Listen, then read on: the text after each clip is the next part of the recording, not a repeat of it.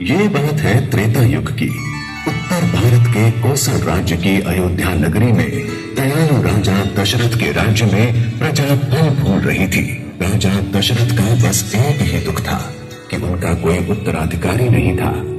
राजा की 3 रानियों ने 4 पुत्रों को जन्म दिया। उनमें सबसे बड़े श्री राम इस कहानी के मुख्य पात्र हैं।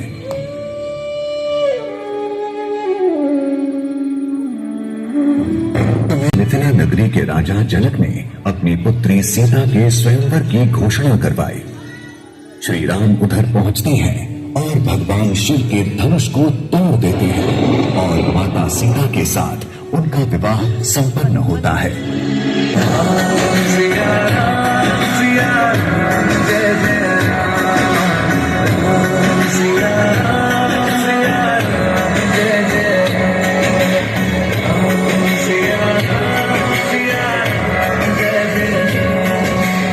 जब सारा राज्य खुशियां मना रहा था, तब राजा दशरथ चाहते थे कि श्री राम का राज्याभिषेक हो। तब मंथरा ने कैकेयी को भड़काया कि राजा बनेगा राम और भरत बनेगा दास और तुम बनोगी दास। तभी रानी कैकेयी ने राजा दशरथ से 2 वचन मांगे। पहला, भरत को राजा बनाना। दूसरा, राम को 14 वर्ष के लिए वनवास में भेजना।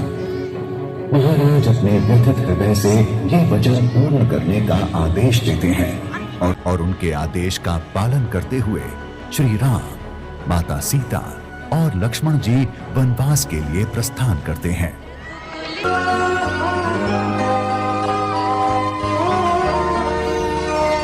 शूर्पणखा, रावण की छोटी बहन, एक सुंदर स्त्री के भेष में श्री राम को अपने वश में करने के लिए पंचवटी आती है।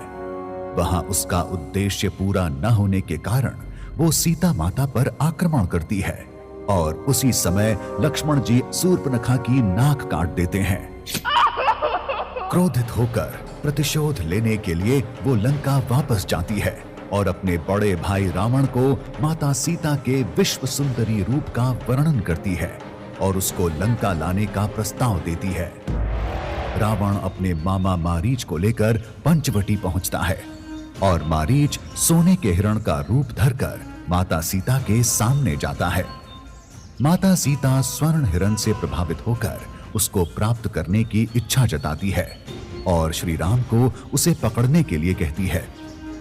तो श्री राम हिरण को पकड़ने के लिए उसके पीछे भागते हैं और तीर मारते हैं और मारीच श्री राम की ध्वनि से माता सीता और लक्ष्मण जी को बचाने के लिए पुकारता है। माता सीता अपने स्वामी की चिंता में लक्ष्मण जी को उनके बड़े भाई की मदद करने का आदेश देती हैं, परंतु लक्ष्मण को संदेह होता है कि ये कोई दुष्ट शक्ति है। वह कुटिया के चारों तरफ लक्ष्मण रेखा बना के माता सीता को उस रेखा को ना लांघने की बात कहकर वन की तरफ निकल जाते हैं। उसी समय रावण एक ऋषि का रूप धारण करके भिक्षा मांगने कुटिया के बाहर आके पुकारता है। जय भोलेनाथ, जय जय शंभो। देवी भिक्षा दो देवी। पधारिए पधारिए महात्मा। हम योगी हैं, किसी कुटी में हमारा प्रवेश वर्जित है। कुटी से बाहर आकर भिक्षा दो देवी। जय भोलेनाथ। योगीराज, मैं इस सीमा रेखा से बंधी हूँ।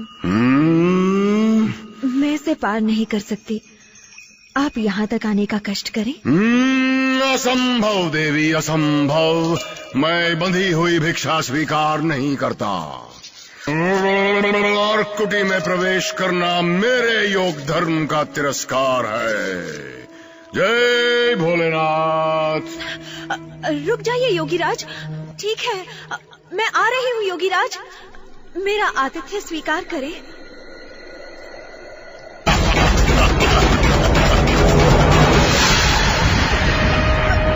छोड़ दो मुझे, छोड़ दो मुझे।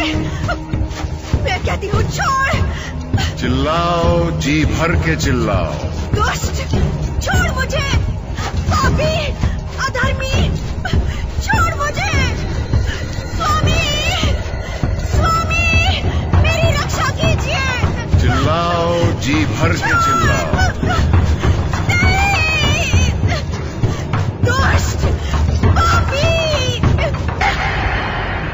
सीते, पुत्री, तू भय मत कर। मैं अभी इस दुष्ट का वध करके इसके चंगुल से तुझे मुक्त करता हूं।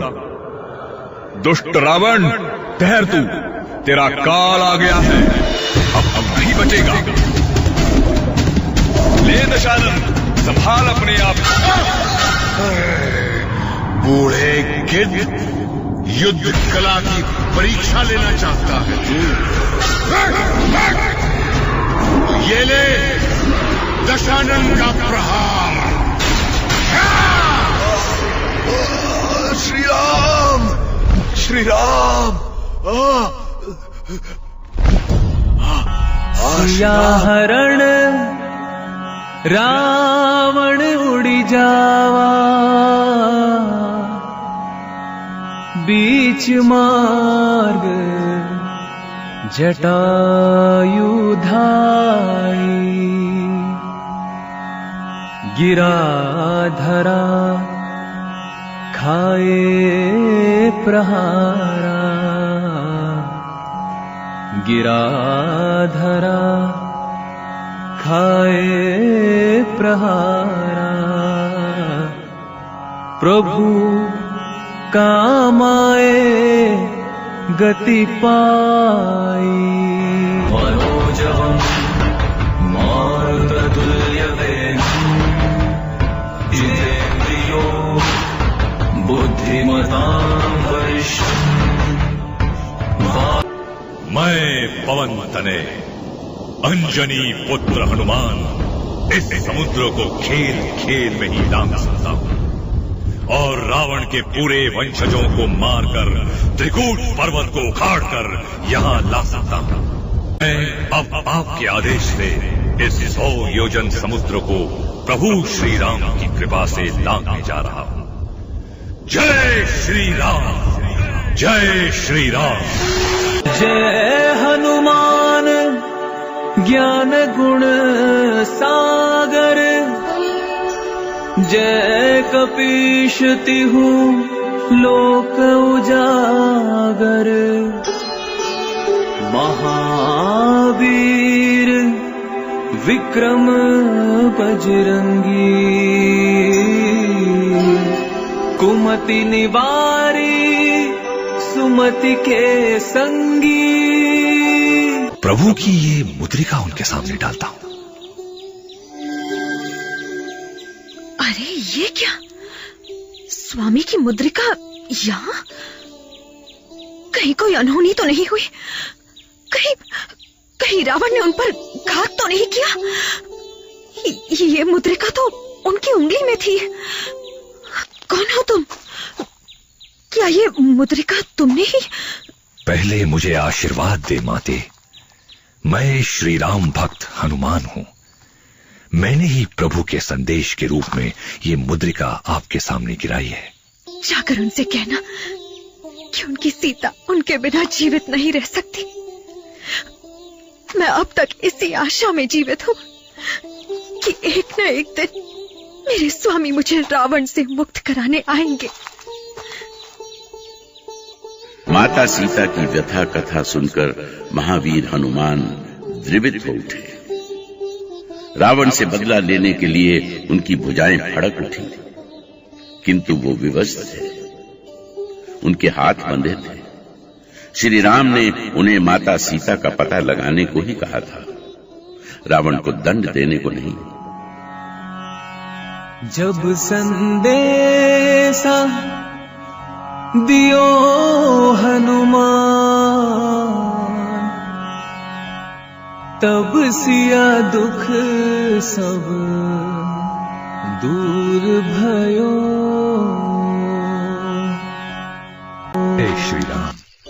प्रभु, माते जानकी रावण की अशोक वाटिका में है। आपके बिना वे निश्चित ही कष्ट में है।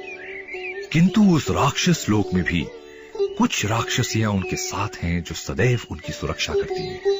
परंतु हनुमान, तुम्हें कैसे पता चला कि तुम जिनसे मिलकर आए हो वो हमारी पूज्य भाभी ही थी? इसका प्रमाण मेरे पास है भैया लक्ष्मण।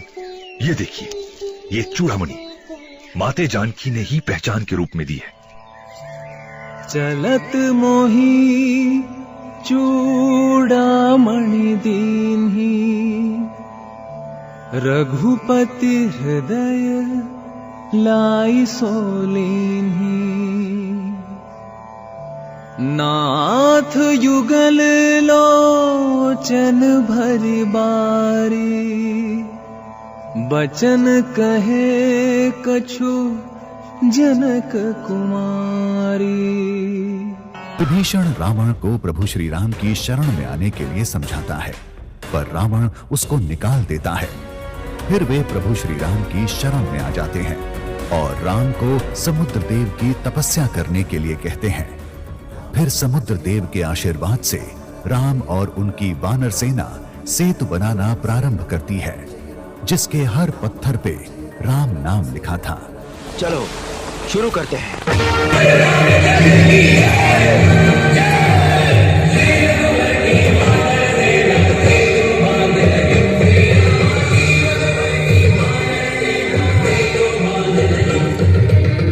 फिर शुरू हुआ धर्म और अधर्म के बीच वो ऐतिहासिक युद्ध।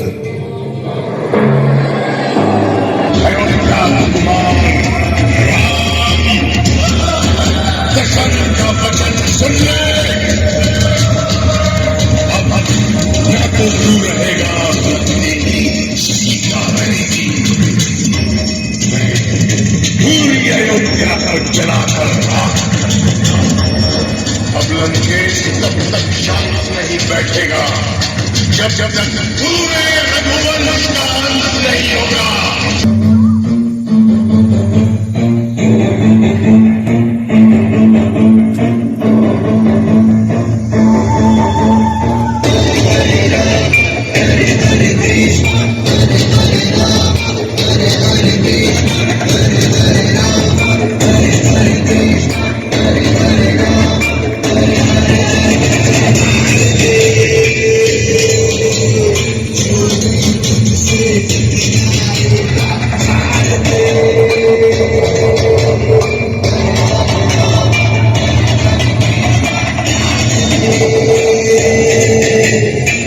जहां श्री राम रावण का सर धड़ से अलग कर रहे थे, परंतु बार बार उसका सर दोबारा प्रकट हो जा रहा था। फिर श्री राम को ये ज्ञान हुआ कि रावण की नाभ में अमृत कलश है। अगर वहां तीर मारा जाए तो रावण की मृत्यु निश्चित है। तत्पश्चात श्री राम ने रावण की नाभ में तीर मारा और रावण की मृत्यु हो गई। अंततः धर्म के हाथों अधर्म का नाश हुआ।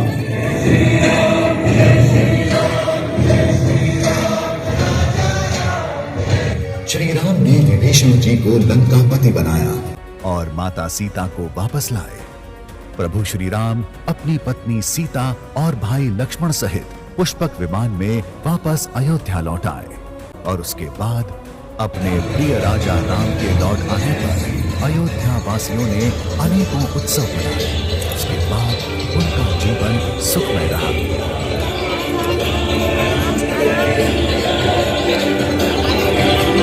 सीता